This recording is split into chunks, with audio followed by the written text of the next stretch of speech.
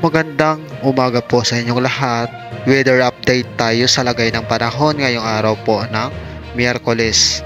Asahan po sa malaking bahagi po ng Luzon, Visayas at Mindanao ay makaranas pa rin tayo ng makulimlim at maaraw na panahon dahil sa nasa loob po ng Philippine Area of Responsibility ang low pressure area na nasa bahagi po ng Batanes.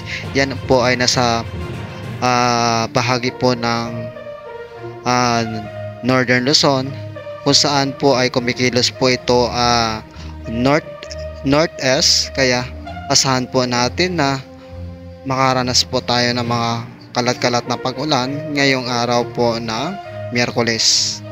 Ganun rin po sa malaking bahagi po ng Visayas at Mindanao.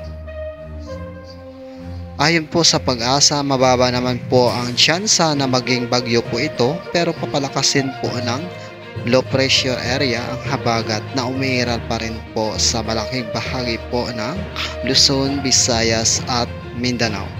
Para sa updates, huwag kalimutan mag-subscribe sa aking YouTube channel. Maraming salamat po sa inyong panonood.